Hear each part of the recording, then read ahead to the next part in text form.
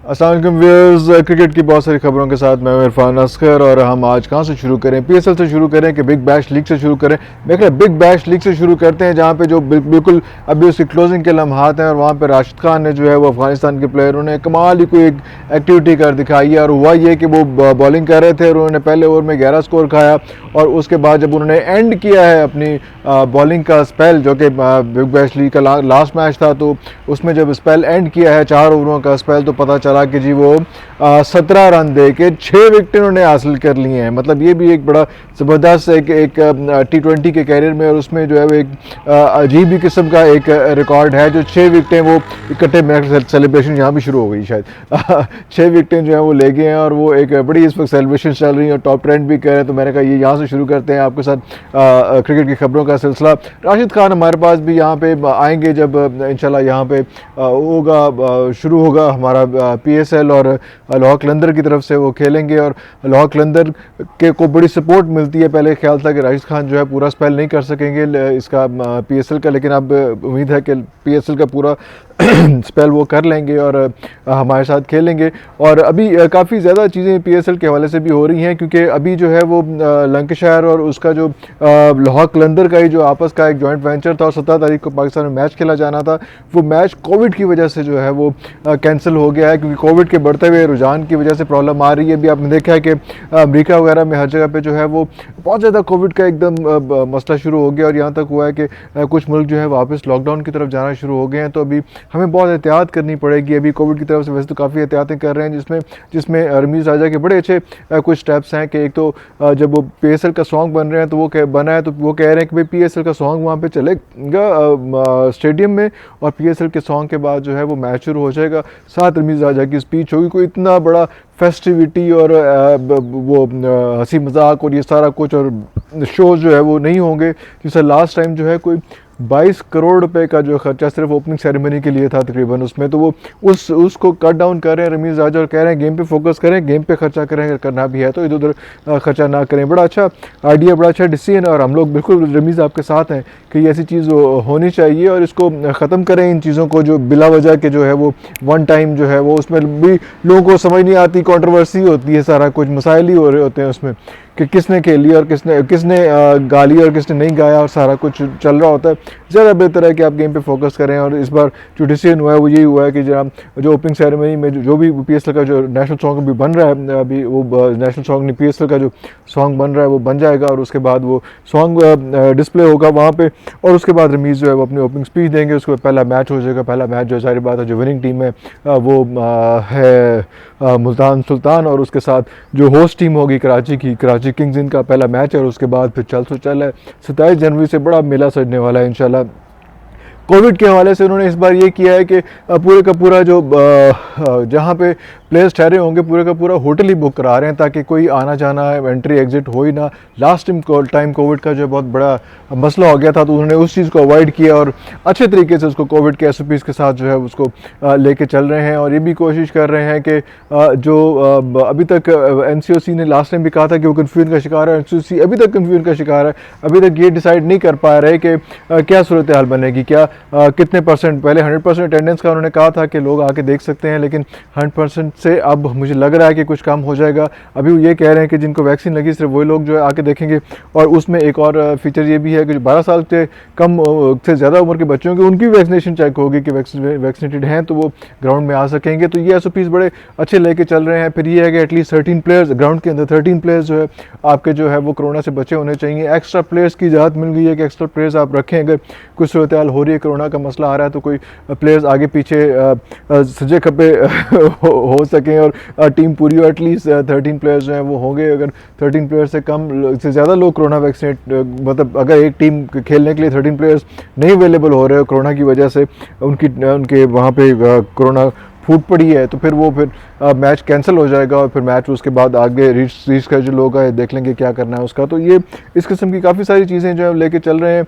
बड़ा मुश्किल टास्क है इस वक्त कि कोरोना के इस वार में, क्योंकि इस बार पाकिस्तान में भी एकदम कोरोना का एवरेज और रेशो बड़ा है उसमें, तो कोशिश कर रहे हैं कि कोरोना के इन वारों से बच के जो है इस किस्म की सीरीज़ जो है करा ली जाए, और किस तरह से उस किस्म का मसला ना आए जिससे पाकिस्तान को भी आया था और जिस तरह से आईपीएल के लिए इंडिया को भी आया था। और ज़ाहिर बात है ये बिग बैश लीग भी इससे अफेक्ट हुई थी, और जो हुई थी ये वहाँ पे भी कुछ साए मंडला रहे थे, लेकिन बचत हो गई थी एशिया सीरीज़ में ऑस्ट्रेलिया और इंग्लैंड के हवाले से। और अगर मैं ऑस्ट्रेलिया और इंग्लैंड के हवाले से बात करूँ और फिर उसके साथ साथ मैं बात करूँ पाकिस्तान और इंडिया के हवाले से बात, तो ये रमीज़ राजा ने एक और बड़े मज़े का जो है एक शुरली छोड़ी है और बड़ा इंटरेस्टिंग उसने क्रिएट किया है सिचुएशन। और सिचुएशन वो इस किस्म की है कि जैसे हम कहे थे कि पाकिस्तान इंडिया का जब मैच हुआ जब लास्ट टाइम 24 अक्टूबर को, तो वो highest ever watch cricket match था पाकिस्तान की दुनिया की हिस्ट्री का। तो उससे देखते हुए बहुत से लोगों की रालें टपकी थी, और ख़ास तौर पे जो है वो दुबई के जो क्रिकेट काउंसिल है उन्होंने भी कहा था कि यार हम अपने पास यहाँ पे न्यूट्रल ग्राउंड में आपका टूर्नामेंट करा देते हैं, आपकी एक सीरीज़ करा देते हैं। इस किस्म की चीज़ हो गई थी। एक ऑप्शन हमने भी दी थी, एक वो ऑप्शन ये थी कि यार आप ट्रायंगुलर सीरीज़ करा लें, कोई इस किस्म की सूरत हाल कर लें। लेकिन अब जो आगे बात बढ़ रही है और रमीज़ राजा ने जो लेटेस्ट ट्वीट है उसमें उन्होंने जो है वो आईसीसी को भी ये एक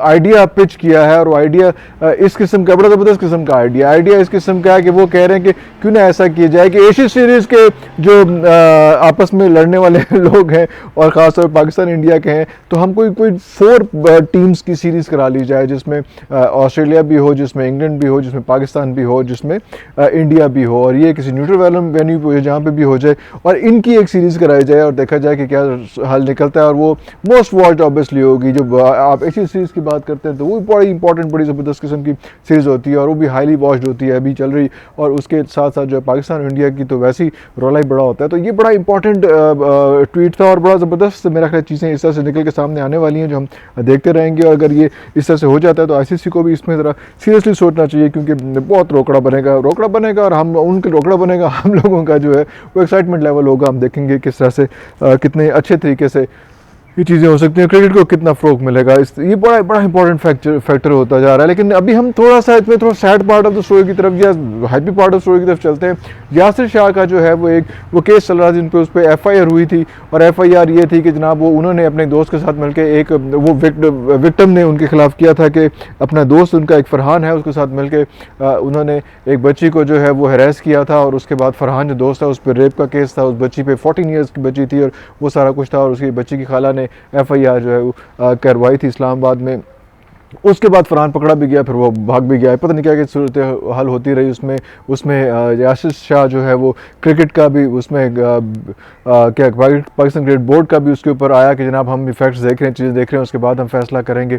और इस तरह की सूरत हाल होती रही और आराम से होते होते एकदम यासिर शाह के हवाले से जो है वो एक ख़बर आई है। और वो ख़बर ये है कि जो विक्टिम पार्टी थी उन्होंने कहा था कि क्या है जी हमने गलती से यासिर शाह का नाम इसमें ऐड कर लिया, हालांकि यासिर शाह ठक आप एफआईआर देखें 10 जगह पे यासिर शाह का नाम था उसमें, और उसका दोस्त फरहान था और सारा कुछ था।